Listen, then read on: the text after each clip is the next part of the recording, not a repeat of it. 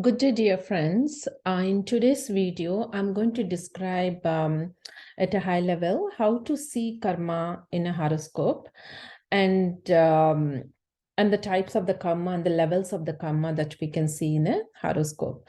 It's going to be an interesting presentation, and I'm going to show two interesting sample charts. Before I go into this presentation today, I have a very quick announcement to make. I'm planning to give a free beginner's course, a 4-week course to those who are interested, and I can take up to 3 to 4 students. For this batch, it is going to be free because I'm taking it as a pilot course so that I can plan advanced courses and then also tweak this further for the future students. So it's going to be 1 to 1.5 hours Zoom class per week, one class per week, followed by a simple homework. So your time commitment may be 2 to 3 hours per week, depending on how much homework you want to do, how much time you want to spend. If you are interested, send me a direct message via Instagram or WhatsApp me, or you can email me admin@ayurveda.com. And I'm thinking of starting this course at the end of April for those who are interested. Okay, now let's go to today's presentation topic. So what we do in horoscope in Jyotish, in Vedic astrology, is actually play of karma. Okay, so at a high level, what we do is we look at two levels of karma in horoscope. One is as an individual karma and the other one is collective karma. As an individual, we have to experience the karma that we have done until now. And then we also have to experience the group karma. It can be either the family that we are born into or are raised by, or it is also the group that we belong to. Like it can be the immediate society, the country, or the nation, or the globe where we belong to. Okay, that is the collective karma. So we are actually experiencing karma at 2 levels: our own individual karma and also the collective karma, because we always belong to certain groups. And similarly, karma is of 2 types. One part is that is already done, and that we cannot change, that we call it fate. And there is another part that is yet to be done, that is the free will part. So for example, somebody is born with some physical deformity. That is because of the karma that is already done in the previous lives, and that cannot be changed. But you can go through a surgery and correct it. That is the free will part. So in a horoscope, we see these two, like how much fate versus free will is there for that person, and then we can plan our life accordingly. That's the whole point. It's not just for a game, like, yeah, we see the horoscope, and it's more to do with how much we can plan based on this karma. Of course, we should always go to financial experts and all that. If we see some financial challenges ahead as per our karma in a particular time period of our life, we should go to financial experts and plan our financial health, so that it is like doing surgery to that physical deformity, right? When we know there is a physical deformity, we might as well get the surgery done. Similarly, if there is a chance of facing financial difficulties, we might as well go to financial experts. And it's better to know that there is a possibility of financial challenge, right? So that we can actually minimize the impact of it, or we can even come out of it, like the surgery example. So that's the whole point of reading the horoscope. But you see, in some lives, like life seem to happen to them, there is very little free will. No matter how much they try, it looks like the karma is taking over. Whereas in some lives, we see that there is a lot of free will, that even if they put in a little bit of effort, things happen the way they want to make it happen.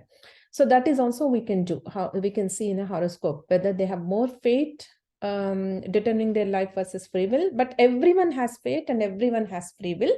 Even if we have little free will, sometimes it can be life altering. So, but it would be interesting, right, to see fate versus free will. This is only for education purpose. Okay, how we read horoscopes is what I'm going to show you with 2 sample charts.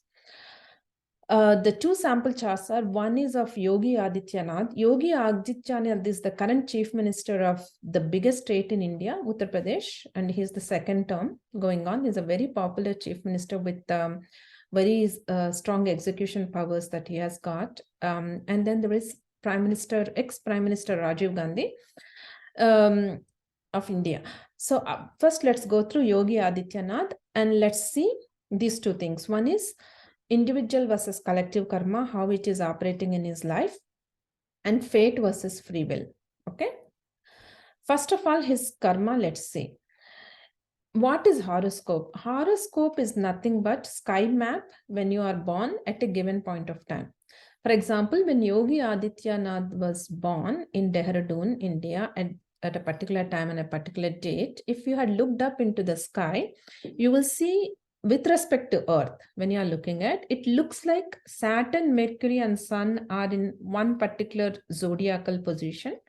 Venus, Mars were in another position. This is actually Taurus, Vrishabha Rasi, and this is Gemini. So this is nothing but sky map.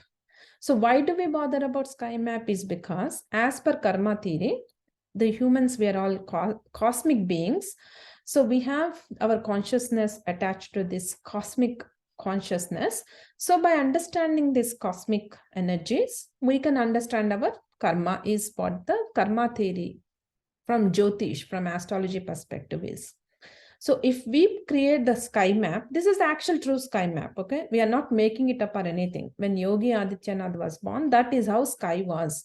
Saturn, Mercury, Sun were in such a position in the sky that it looks like they are in that zodiacal belt within that part where it happens to be Taurus, that part of the zodiac. Like that, we divide the entire zodiac into 12 parts, and in each part, we will see if there are any these grahas position, the 9 grahas that we are interested in. We are interested in 9 grahas. We are not interested in all the celestial objects, but we are only interested in 9 grahas that represent some kind of karmic activity as per the karma theory. Okay. So this is just the sky map. Now let's see how we interpret it. This is known as South Indian chart, this format, and wherever you see this kind of a line, that we count as the first domain. Okay, this is first, in clockwise we'll go, second, third, fourth, fifth, etc. And this is the 12th domain, because 12. In a horoscope, as per this Jyotish, first domain represents life's theme, second domain represents family, etc. And the 10th domain is very interesting. 10th domain is your work, is your career, your ambitions, is your main, what is your main main work is in your life. For example, in Yogi Adityanath case, we'll see there are 3 grahas there, and especially Saturn is there. Saturn is what represents fate. Saturn, Rahu, Ketu, Jupiter, some of these grahas actually represent fate, and they're difficult to change. So in Yogi Adityanath case, he has got Sun, Mercury, and Saturn in his karma domain. That means his career is where his strong life's focus is going to be. And especially because Saturn is there, that's going to be a very strong focus, and it's difficult to change. So that means he's destined to work, right? And this, what Sun represents is some kind of high status. Saturn represents usually associated with common people, etc. And there is Mercury, intelligence. That means in his work, he is going to reach high status, he's going to work with people, and he has this intelligence that he uses. So, and this combination, the Sun, Mercury, and all that, there are other combinations that we can see that represent political career. That means he's destined to be in political career. That is his fate. And it's difficult to change. Even if he wants to come out of it, it is difficult for him to change. He better be in the political career, because that's how his prarabdha karma is. Okay, now the question becomes, does he have any free will in his life? Or is he just, it's all determined? Let's see. In Jyotish, in horoscope analysis, what we say is, we look, there are, out of 12 domains, there are 4 domains that we look at to see how free will is working. That is third domain, sixth domain, 10th domain, and 11th domain. These 4 domains, third, sixth, 10th, 11th, they are known as Upachaya Bhavas. That means they get better and they give us more control as we age, as we mature. In third domain, he doesn't have any grahas, but in sixth, there is 1. In 10th, there are 3, and 11th, there is 2. So the total 6 grahas, there are 3 plus 2, 5, 5 plus 1. 6 grahas are in these 4 domains that are interesting. Out of 9 grahas, 6 grahas are in these 4, and those represent free will. That means 6 out of 9, that is the kind of the free will he has. So this is the reason why we can see this Chief Minister Yogi Adityanath has this tremendous willpower that he can actually achieve things that he puts his head to. Okay, so in his life, yes, there is fate related to this political career, but there is a lot of free will to execute that career. So in his life in general, because he didn't want to get married, he didn't get married. He wanted to become a yogi, ascetic, he did. So he has this lot of free will in his life, because 6 out of 9 is a good number to have free will. And now the another thing that I talked about is individual versus collective, right? His birth theme is this is his first domain, and second domain represents family. You see, his second domain is empty. That means the influence of his family is very less on his life. Instead, his work is where his focus is. So that means in this life, he's primarily born to burn his own individual karma more than his family. There will be some influence. It is a little bit advanced for you to understand in this presentation. So the influence is less, okay, compared to say others. So in his case, there is more individual karma to burn and less of collective karma. But he has, some karma associated with his country actually, but that is besides the point. But his family's karma is less compared to his individual karma. So this is Yogi Adityanath chart. And interestingly, Rajiv Gandhi's prime minister, ex-prime minister of India, one of the prime ministers, Rajiv Gandhi's chart is opposite. In his case, we'll see the opposite things. This is Rajiv Gandhi's chart, okay? When Rajiv Gandhi was born, this is how the sky map was. There are 5 grahas in Leo. This is the Leo Rasi, Simha Rasi, okay? And there is these other grahas are like this, the 9 out of 9 grahas. As I mentioned, if you see this line in this South Indian chart, that is his first domain. So this is the second domain is where the 5 grahas are. I mentioned that second domain represents family. In Yogi Adityanath case, second domain has nothing. In Rajiv Gandhi's case, there are 5 out of 9 grahas in the second domain, family domain. And his life is, and this is a lot of karma. If you want to have in one domain, so many grahas represent that domain is dominating, and it is the prarabdha karma. A lot of karma, and there is Saturn in loss and expense position also. That's why he lost his life, sooner, unfortunately. But this is a lot of prarabdha karma, which is actually there's a lot of good karma also, because Jupiter is a very good graha, and there is this moon that is also good graha, and there is Sun Mercury in one position, just like Yogi Adityanath. He also has Sun Mercury, that is known as Buddhaditya Yoga. Both of them have Buddhaditya Yoga. In Yogi Adityanath case, it is in his career, and in Rajiv Gandhi's case, it is in his family. So Rajiv Gandhi is born into this high family status.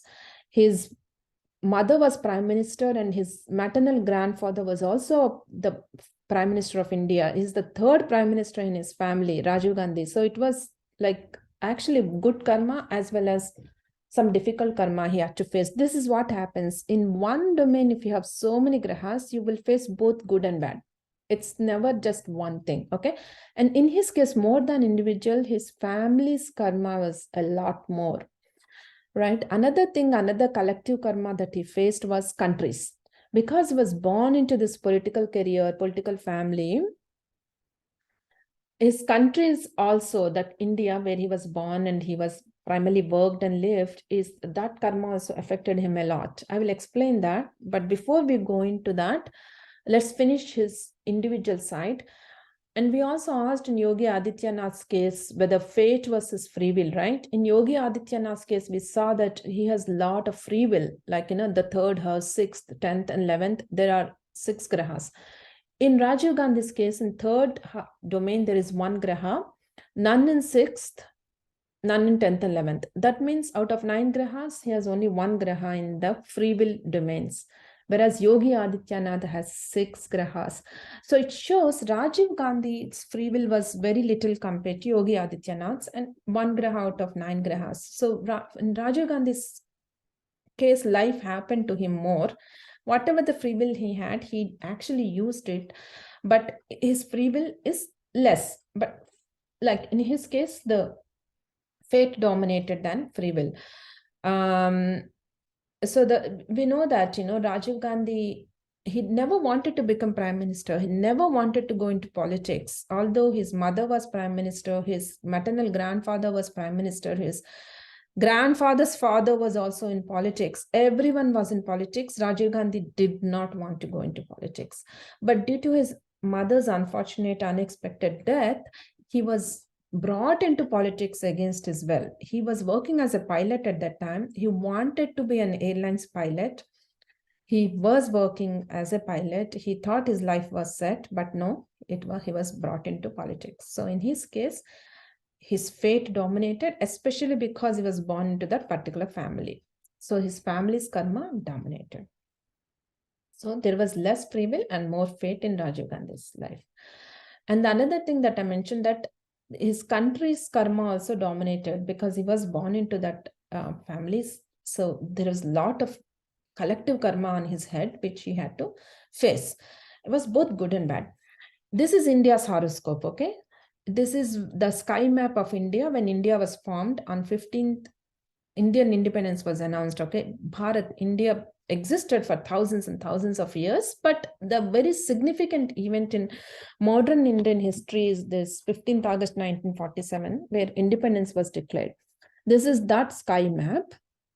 If you notice in India's horoscope 1, 2, 3, just like Rajiv Gandhi, the way Rajiv Gandhi has 5 grahas in his second domain, India has 5 grahas in her third domain. In country's horoscope, third domain represents neighbors and younger cousins kind of a people. And we know, if we know India, that how much India's fate is completely coupled with its neighbors, with her neighbors like Pakistan, Bangladesh, Sri Lanka, Nepal, Bhutan, Myanmar, China, etc. How neighbors influence India's karma, and that is how much of it is actually a fate, that India has not chosen that, but it has happened to her. But one good thing about India is this huge karma, although it is a very strong fate and India cannot change it, it happens to be in a third house. And I mentioned that the third domain, and I mentioned the third domain is that's one of those free will domains. Third, 6th, 10th and 11th. Although 10th and 11th doesn't have any grahas, third and 6th has a lot of, third has 5 grahas, and 6th there is Jupiter, which is very useful graha, and it is there.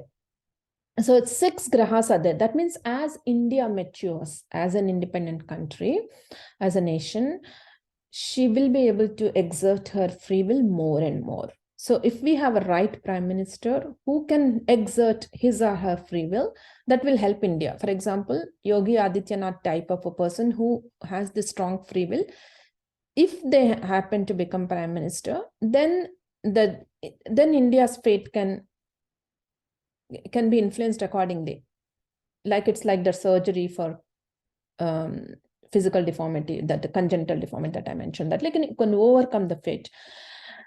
But of course, it depends, it can go either way. That doesn't mean that somebody has free will, that they will always do the right thing. I'm not suggesting whether they'll do the right or wrong. It's just that somebody with lot of free will be a suitable for prime minister, provided they do the right thing. Okay. But anyway, now we'll see how India's fate influenced Rajiv Gandhi's, right? See, if you superimpose India's horoscope on Rajiv Gandhi's, the third domain of India happens to be Rajiv Gandhi's first domain. And this is, see that where this third domain is, exactly that's where Rajiv Gandhi's first domain is. And this is life theme. That means India's neighbors influenced Rajiv Gandhi's life theme. And that's exactly what happened in Rajiv Gandhi's case. In Rajiv Gandhi's case, he used his free will, and that is in third domain. For a king, third domain again happens to be this neighbors. He used his free will on Sri Lanka in a political strategy, and that unfortunately backfired, and that ended his life. Okay, we can see this from here, actually, that ended his life. So how India's horoscope, collective karma, affected Rajiv Gandhi. So in Rajiv Gandhi's case is opposite of Yogi Adityanath's case. He has more collective karma that he had to work in his life, burn in his life, both from family point of view as well as country point of view. And he has less free will, and whatever the free will he used happened to be on that third domain of this country. A third domain, which happens to be again in a third domain, happens to be neighbors. So this is how we analyze at a high level.